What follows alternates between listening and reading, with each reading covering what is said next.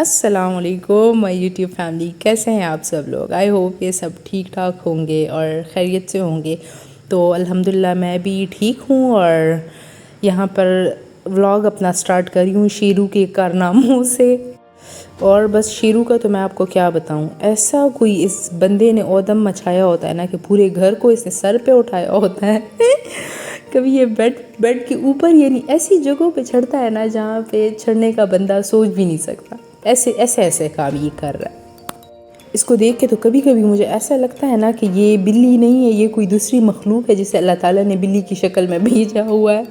चलें तो बस शेरू को ज़रा रहने देते हैं और बाकी के आज के दिन के प्लान्स मैं आपको बताती हूँ। आज के दिन का प्लान हमारा कुछ यूँ है कि जल्दी जल्दी जितनी जल्दी हो सके मुझे अपने सारे काम ख़त्म करने हैं, क्योंकि आज हमारा सर्जरी का दिन है। हमने टाइम से हॉस्पिटल पहुंचना है और जब भी आप जल्दी काम करने की सोच रहे हो ना तो ये वाले हालात होते हैं। रूम में आके ये हाल देख के ना मेरा तो दिल ही ख़राब हो गया था कि शेरू तुमने ये क्या कर दिया है। तो बस हॉस्पिटल जाने से पहले ज़रा यहाँ पे पेट पूजा का काम पहले करते हैं। और अच्छा था ऐसा ना कि मेरा 1-2 दिन से बड़ा सख्त पनीर खाने का दिल कर रहा था, पनीर के पकौड़े खाने का दिल कर रहा था और मैं बार बार अपने हस्बैंड को कह रही थी और वो नहीं ला रहा था। तो फिर मैंने क्या किया, वो कहते हैं ना कि अगर घी सीधी उंगली से ना निकले तो उंगली को टेढ़ा करना चाहिए। आई डोंट नो मैं ठीक कह रही हूँ कि नहीं इसको, लेकिन ये जो एक प्रोवर्ब होता है, तो बस मैंने भी यहाँ पे अपनी उंगली टेढ़ी कर दी थी। मैंने जो है वो चाय वाले दूध में सिरका डाल के दूध का पनीर बना लिया अपने लिए।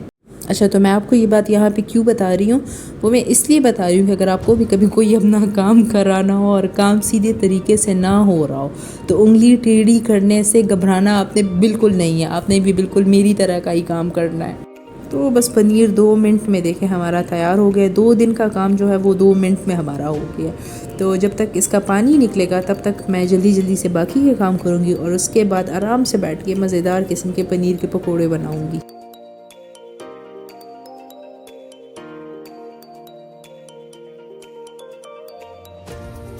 बस जल्दी जल्दी से मैंने सारे काम अपने ख़त्म किए। उसके बाद मैंने सालन बना लिया था और बाकी सारे काम भी कर लिए थे, यानी सलाद, रायता और लस्सी वगैरह सब कुछ मैंने बना लिया था। जस्ट रोटियां बनानी रह गई थी। अब मैं जल्दी जल्दी से रोटियां बनाऊंगी, उसके बाद सबको खाना सर्व करते हैं।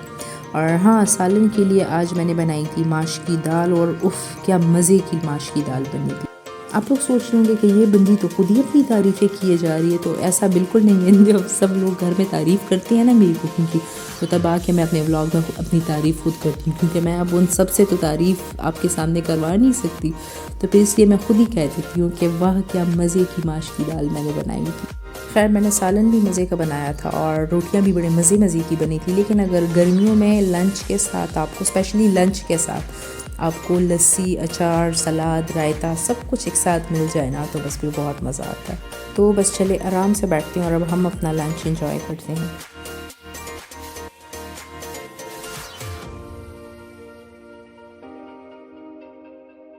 अच्छा, और हाँ, जो शुरू में मैं आपको बता रही थी ना कि दूध में मैंने सिरका डाल के सारा दूध ख़राब कर दिया था क्योंकि मेरा पनीर खाने का दिल कर रहा था। वो एक्चुअली मैंने जानबूझ के नहीं किया, वो मैं मजाक कर रही थी। तो वो ऐसा था कि अम्मी जब सुबह दूध बॉयल हो गया था तो वो हमसे बाहर ही रह गया था और बाहर रहने की वजह से वो थोड़ा थोड़ा सा ख़राब होने वाला था। तो बस फिर अम्मी ने मुझे कह दिया था कि जाके इसका पनीर बना लो।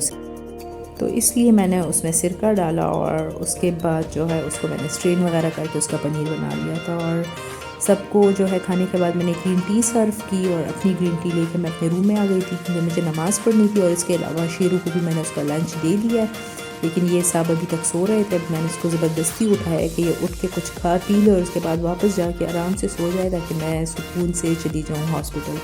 और नमाज के साथ साथ अम्मी ने मुझे कहा था कि 2 रकात नफल भी तुम्हें पढ़नी है कि अल्लाह करे खैर से सर्जरी वगैरह हो जाए और हर काम जो है वो आसानी से हो, सर्जरी भी खैर से और हम लोग खैरियत से घर वापस जल्द से जल्द आ जाए।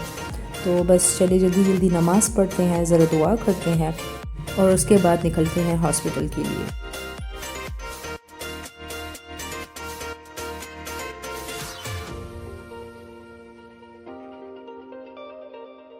नमाज़ मैंने पढ़ ली थी और उसके बाद मैंने सोचा शेरू के साथ थोड़ा सा टाइम स्पेंड करती हूँ और साथ में ग्रीन टी पीऊँगी।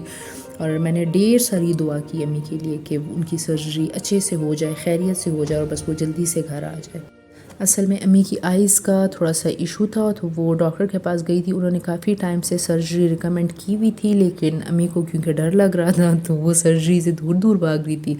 और अब मसला इतना सवेयर हो गया था कि सर्जरी के अलावा और कोई ऑप्शन हमारे पास नहीं था। तो बस अम्मी लोग हॉस्पिटल के लिए निकल गए थे। अच्छा, मेरा भी प्लान था जाने का, मैं तैयार भी हो गई थी, लेकिन फिर अदनान ने मुझे जाने से मना कर दिया था क्योंकि वहाँ पे काफ़ी ज़्यादा लोग होते हैं अकॉर्डिंग टू अदनान, और ज़रूरत नहीं थी इतने ज़्यादा बंदों की। अबू और अदनान ऑलरेडी उनके साथ जा रहे थे, तो बस इसलिए मैं घर पे रुक गई थी। और मैंने सोचा कि जब तक वो लोग वापस आएंगे तब तक मैं उनके लिए मज़ेदार सा मैंगो शेक बना के फ़्रिज में रख लेती हूँ, क्योंकि आज के दिन गर्मी बहुत ज़्यादा थी। तो बस मुझे पता है जब वो लोग वापस आएंगे तो बड़ी सख्त उनको गर्मी लग रही होगी, और फिर मैं उनको रिफ़्रेशिंग सा मैंगो शेक प्रेजेंट करूँगी।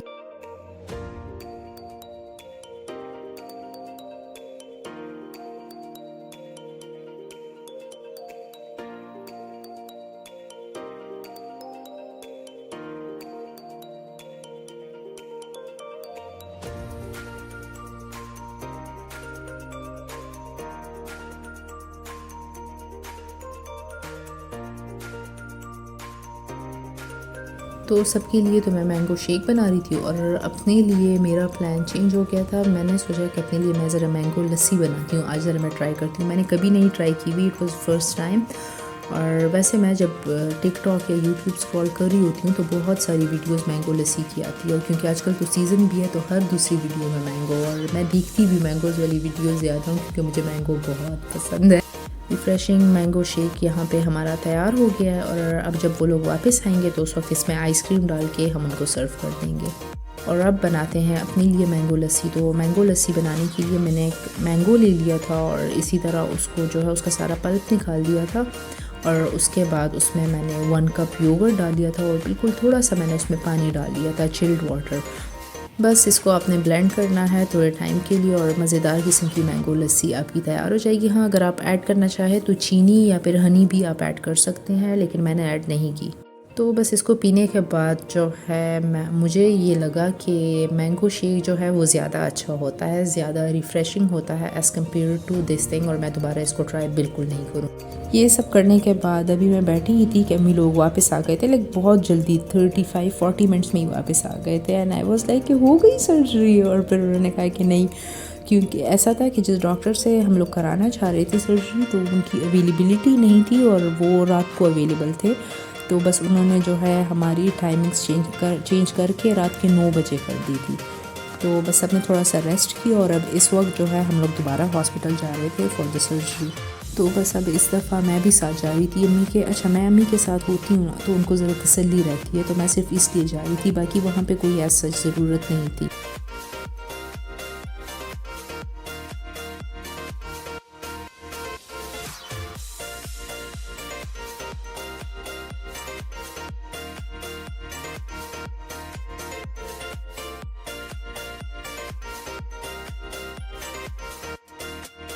तो बस देखिए, बातों बातों में हमारा हॉस्पिटल भी आ गया है, और हम लोग आए हुए हैं फ्रंटियर इंस्टीट्यूट ऑफ ऑप्थेमोलॉजी।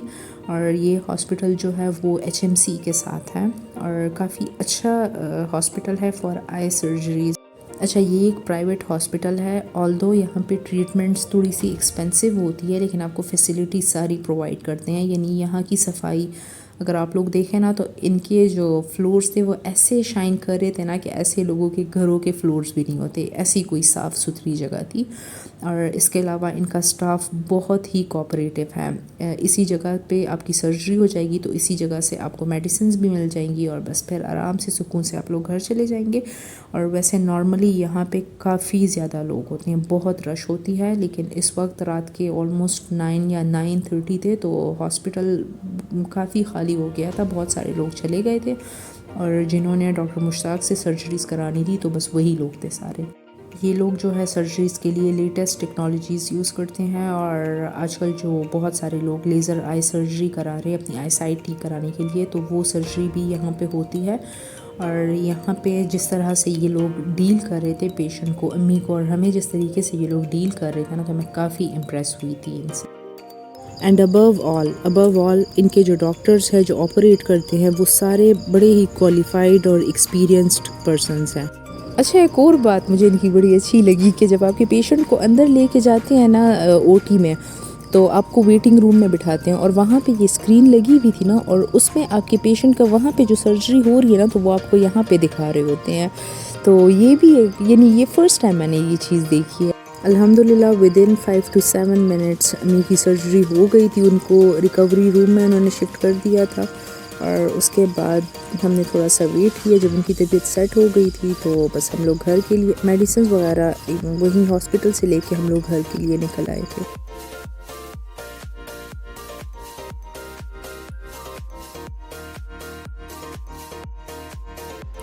घर पहुंचने के बाद सबको मैंने डिनर दे दिया था। खैर डिनर तो ऐसा सच किसी ने नहीं करना था, लेकिन जिसको जो खाना था बस मैंने उनको वो दे दिया था।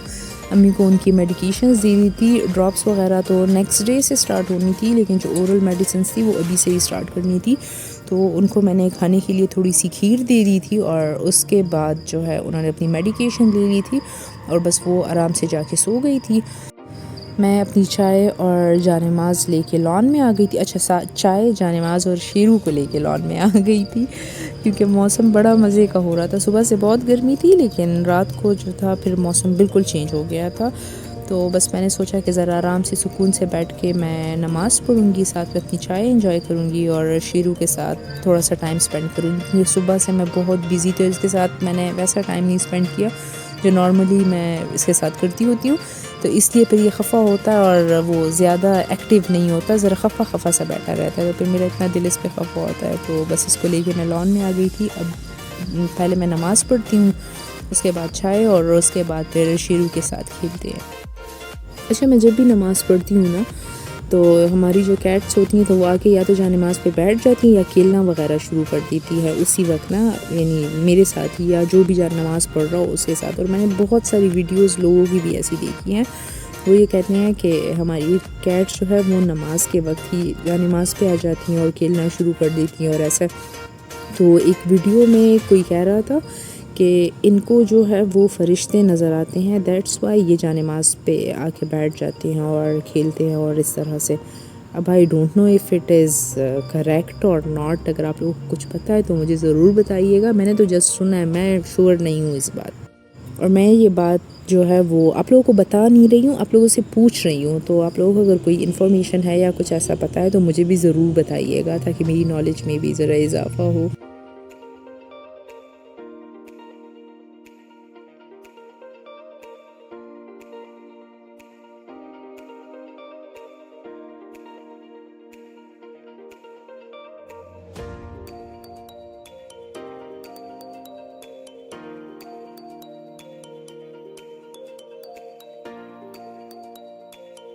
तो बस शेरू के साथ खेलते खेलते मुझे पता ही नहीं चला और काफ़ी टाइम गुजर गया था, काफ़ी लेट हो गया था। और अच्छा, अदनान बाहर किसी काम से गया हुआ था तो इतने में वो भी आ गया था। और हम लोग जो हॉस्पिटल से वापस आ रहे थे तो हम लोग अपने साथ खीर लेके आए थे। बाकी सबको तो मैंने खीर सर्व कर दी थी, लेकिन सिर्फ अदनान को नहीं की थी।